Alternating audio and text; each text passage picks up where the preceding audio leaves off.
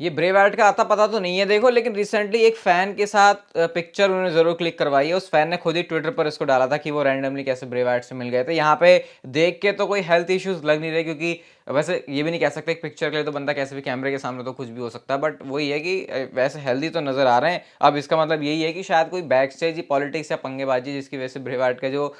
Scene है वो काफी मुश्किल लग रहा है रेसलमेनिया के लिए। Okay, hello chatters, my name is Rohit and you are watching Wrestle Chatter. Welcome है गाइस आपका वॉइस ऑफ रेसलिंग के एक और नए एपिसोड में। और आज भी रेसलमेनिया सीजन चल रहा है तो काफी एक्साइटिंग चीजें शेयर करने के लिए सबसे पहले स्टार्ट करते हैं स्मैकडाउन की व्यूअरशिप के साथ में। और स्मैकडाउन की जो व्यूअरशिप है वो स्टेबल है। लास्ट वीक की जो व्यूअरशिप थी वो थी 1.2122 मिलियन व्यूअर्स, यानी कि 2.122, और इस हफ्ते 2.121, यानी थोड़ी सी नीचे आई है, लेकिन भाई इसे स्टेबल ही बोलेंगे। और स्मैकडाउन इस मामले में काफी अच्छा करता है, लेकिन जिस मामले में स्मैकडाउन ने और भी ज्यादा अच्छा किया है वो है लास्ट वेगास से जो WWE का स्मैकडाउन का शो हुआ था। ये WWE की हिस्ट्री में अगर कोई नॉन प्रीमियम लाइव इवेंट है, यानी कोई पेपर व्यू की बात नहीं हो रही है, तो हाईएस्ट ग्रॉसिंग जो है शो बन चुका है, यानी कि सबसे ज्यादा जो WWE ने इस वाले शो से रेवेन्यू जनरेट किया है लास्ट वेगास की WWE की अब तक की मार्केट में। तो ये तो मैं आपसे कह ही रहा हूं कि टेलीविजन के नंबर्स काफी अलग हो गए हैं WWE के कोविड के बाद, और जो एक्चुअल में फैंस अटेंड करने आते हैं उसके नंबर्स काफी बढ़ गए। चलो एक तरफ कह सकते हैं WWE का फायदा तो है, और ओवरऑल तो WWE आपको पता है हमेशा प्रॉफिटेबल बिजनेस ही जा रहा है, क्योंकि जो अर्निंग कॉल वो रिवील करते हैं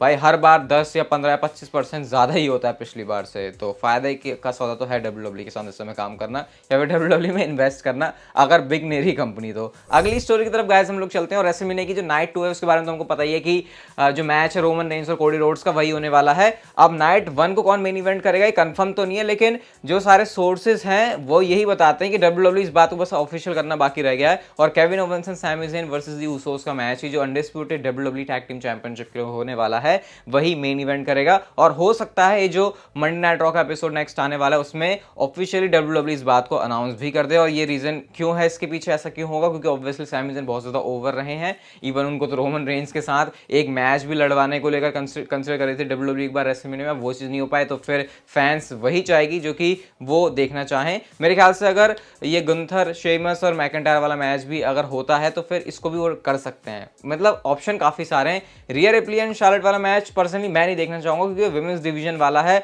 और ठीक है एक बार वो रेसलमेनिया मेन इवेंट हो गई, अब नहीं, मुझे लगता नहीं है कि इस टाइम पर फैंस इतना एक्सेप्ट करेंगे उस चीज को। और शायद मैं इस मैच के अलावा ये दो मैचेस ज्यादा जो है प्रेफर करूंगा at the main event of WrestleMania night 1। Next guys हम बात करते हैं अगले स्मैकडाउन के एपिसोड के बारे में। तो WWE ने स्मैकडाउन रेसलमेनिया स्मैकडाउन करके Andre the giant memorial battle royal जो उनका होता है हर साल, उसको ऑफिशियली अनाउंस कर दिया है। इसके पार्टिसिपेंट में जो सबसे इंटरेस्टिंग नाम है वो बॉबी लैस्ली का है। मतलब ब्रे वाइट और बॉबी लैस्ली का मैच पहले WWE ने बताया था कि रेसलमेनिया में होगा, ब्रे वाइट के शेड्यूल के बाद में वो चीज पता नहीं है। अब गाइस और भी इंटरेस्टिंग बात हमको ये पता चली है कि Andre the giant memorial battle royal में कुछ ऐसा होगा जो कि सेटअप करेगा एले नाइट और बॉबी लैस्ली का मैच नाइट 1 के लिए। हाँ गाइस, मैंने आपसे कहा था कि एले नाइट को किसी न किसी तरीके से WWE बुक तो करेगी, बॉबी लैस्ली को भी बुक करने का वो कोई ना कोई तरीका निकालने वाली है, लेकिन आपस में इनको लड़वा देंगे, ये थोड़ा सा अजीब है। ब्रे वाइट के स्टेटस के बारे में अभी भी कुछ क्लियर नहीं है कि वो क्या करने वाले हैं, और पूरे चांसेस हैं कि अगर बॉबी लैस्ली और ब्रे वाइट का मैच नहीं हो रहा तो फिर ऑब्वियसली ये इसीलिए है क्योंकि ब्रे वाइट अवेलेबल नहीं है, और वो अवेलेबल नहीं है तो फिर बॉबी लैस्ली को अलग प्रोग्राम में डालने के बाद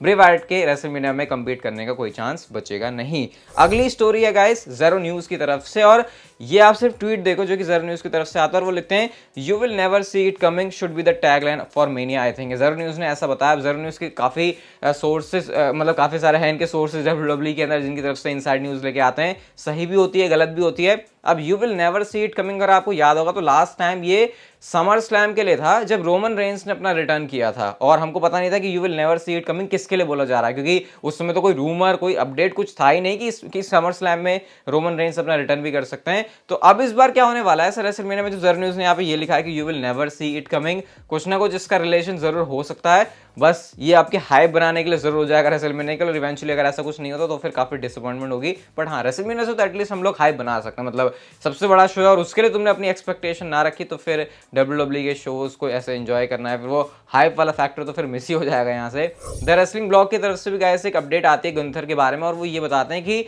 WWE गुंथर को रेसलमेनिया से भी चैंपियनशिप रिटेन करवा के भेजेगी, और इसके पीछे सिर्फ एक ही रीजन है कि WWE चाहती नहीं है कि गुंथर को वो हरवाएं, क्योंकि हरवाने से किसी भी वे में उनको वीक तो दिखना पड़ेगा टेलीविजन पे, और WWE ये चीज नहीं करना चाहती क्योंकि उनको एक बहुत ही तगड़ा पुश मिलने वाला है, और समर स्लैम में कुछ बहुत ही धमाकेदार, कुछ बहुत ही जबरदस्त होने वाला है एज हील गुंथर के लिए। मेरे ख्याल से इतना भी सही नहीं है, मतलब अगर गुंथर को टाइटल सीन से हटाना भी है, क्योंकि गुंथर का लेवल वो ये लेके जाना है कि वो ये लेके जाना चाहते हैं कि वो आईसी टाइटल से भी ऊपर चला जाए, और अगर आईसी टाइटल से भी ऊपर लेके जाना है तो हरवाना तो पड़ेगा ही। और मेरे ख्याल से इससे बेस्ट मौका कोई और हो नहीं सकता, क्योंकि ड्रू मैकिंटायर शेमस दोनों हैं, अपने आप में भी काफी पर्सनल रहे हैं। इसके बाद हो सकता है डब्ल्यूडब्ल्यू को इतना अच्छा कोई मौका मिले ना गुंथर को हरवाने का, फिर यही रहेगा कि यार इससे बड़ा तो रेसलमेनिया में ही हरवा देते, क्योंकि वो एक फिर मेमोरी बनाने वाला मूवमेंट भी हो जाएगा। तो ये कुछ प्लान है गुंथर को लेके। कुल मिला के गुंथर का फ्यूचर बहुत ज्यादा ब्राइट होने वाला है डब्ल्यूडब्ल्यू में, और उसकी शुरुआत आपको 2023 में ही देखने को मिल जाएगी। स्टेज के बारे में गाइस नई अपडेट है, और आप सबसे पहले आप लोग इस पिक्चर को देखो जो कि कंस्ट्रक्शन साइट से निकल के आई है, और गाइस एक्चुअल में कैसा दिखने वाला है स्टेज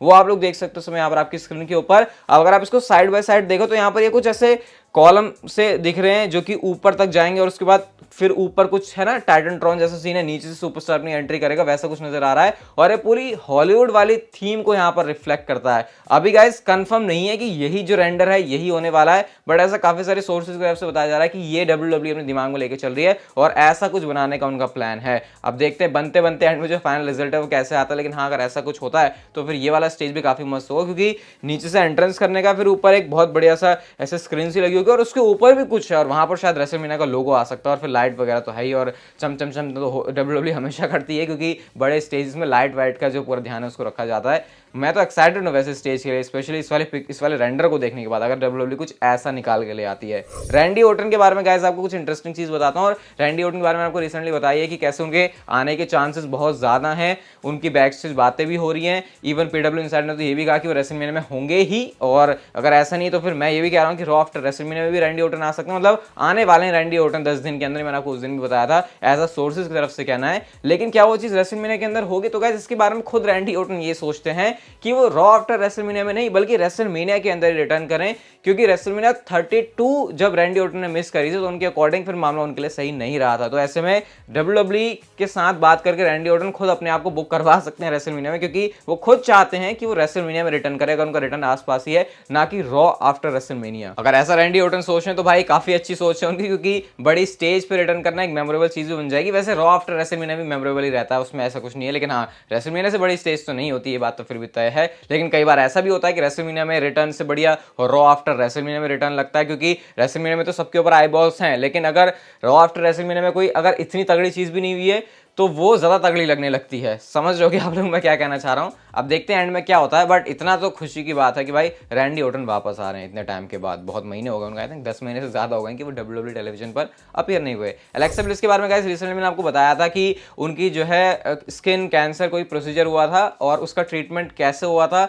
उसकी आप लोग पिक्चर देख सकते हो, जो खुद एलेक्सा ब्लिस ने शेयर करी है अपने यहाँ पे, जहाँ हमारे ऐसे साइड बन होती है यहाँ पे उनके आप स्टिचेस वगैरह देख सकते हो, क्योंकि इतने क्लियर तो नहीं है। और एलेक्सा ब्लिस का स्टेटस क्या है रेसलमेनिया के लिए उन्होंने खुद भी बता दिया, उन्होंने कहा कि वो रेसलमेनिया एलए में होने वाली हैं, लेकिन क्या होने वाला है उनके साथ अभी उनको भी नहीं पता ये, और डब्ल्यूडब्ल्यू के अंदर नेवर से नेवर होता है, तो भैया always expect the unexpected, we will have to see, ऐसा करके एलेक्सा ब्लिस खुद बता रही है। तो अब देखो भाई एलेक्सा ब्लिस ने तो बीच में लटका दिया है, कंफर्मेशन उन्होंने किसी भी चीज की नहीं दी है। लेटेस्ट गाइस अगर मैं आपको रोमन रेंस और कोडी रोड्स के मैच के ऑड्स बताऊं तो बैटिंग ऑड्स में अंतर और भी बढ़ते चले जा रहा है, मतलब कि अब कोडी रोड्स और भी ज्यादा फेवरेट हो गए हैं रोमन रेंस के सामने मैच को जीतने के लिए और अनडिस्प्यूटेड डब्ल्यूडब्ल्यू यूनिवर्सल चैंपियनशिप जीतने के लिए। अगर आप थोड़ा सोचो कि चलो अब जीत जाएंगे कोडी रोड्स, लेकिन कैसे अगर मैं आपको दूसरी साइड पर लेकर चलूं तो डब्ल्यूडब्ल्यू के जो क्रिएटिव लोग हैं वो ये चाहते हैं कि रोमन रेंस 1000 दिन पूरे कर जाएं डब्ल्यूडब्ल्यू में, और बैक स्टेज इसके बारे में बातें चल रही हैं इवन गाइस। और इसके बारे में अपडेट ये है कि डब्ल्यूडब्ल्यू की रेसलमेनिया की नाइट 1 और नाइट 2 के जो विनर्स होंगे उनको तब तक मैच का आउटकम या फिर रिजल्ट नहीं बताया जाएगा जब तक कि वो एरेना में नहीं आ जाता अपने शो पर कंपीट करने के लिए। तो फिर सोर्सेस की तो छोड़ो, डब्ल्यूडब्ल्यू के सुपरस्टार्स के बारे में खुद यहाँ पर क्लियर आइडिया नहीं है कि क्या वो करने वाले हैं रेसलमेनिया में, क्या उनकी मैच में विक्ट्री होगी या फिर हार होगी। तो ऑड्स तो अपने एक तरफ हैं, लेकिन सोर्सेज एक तरफ हैं, और सुपरस्टार्स को भी कब इन्फॉर्म किया जाएगा वो अलग है। फिर आप सोचोगे यार अगर सुपरस्टार्स को नहीं पता तो सोर्सेज को कैसे पता चलेगा? तो भाई सुपरस्टार्स को जब पता चलेगा तो वो 100% कंफर्म होगा, लेकिन जो सोर्सेज को पता चलता है वो कई बार 60-40 70-30 ऐसा भी होता है कि हाँ उनको पता है लेकिन अनश्योर है, बट आइडिया जरूर लग जाता है। लेकिन सुपरस्टार भाई सोर्सेज के ऊपर थोड़ी रिलाई करेंगे कि वो उनको बताएंगे, जब उनके पास खुद ही डब्ल्यूडब्ल्यू की अथॉरिटी का एक्सेस है जो उनको खुद से रिजल्ट बताए। तो ऐसा भी नहीं कि सोर्सेज भाई बिल्कुल ही गलत हो जाएंगे यहाँ से, क्योंकि सुपरस्टार्स को जब उस दिन पता चलेगा, क्योंकि जो सोर्सेज होते हैं वो अंदर की बातें भी निकाल के ले आते हैं। तो समझ रहे हो आप लोग मैं यहाँ पे क्या कहना चाह रहा हूँ। बट ये इंटरेस्टिंग है काफी कि सुपरस्टार्स को खुद भी इन्फॉर्म नहीं किया जाएगा इवन उस नाइट पर पहुंचने तक कि मैच कौन का आउटकम क्या होने वाला है। और इसलिए ये वाले रेसलमेनिया काफी हद तक कह सकते हैं अनप्रिडिक्टेबल जरूर हो जाएगी। ये वीडियो गाइस अगर आपको अच्छी लगी तो इसे like share subscribe notification bell को ऑन कर दो and see you guys in my next video.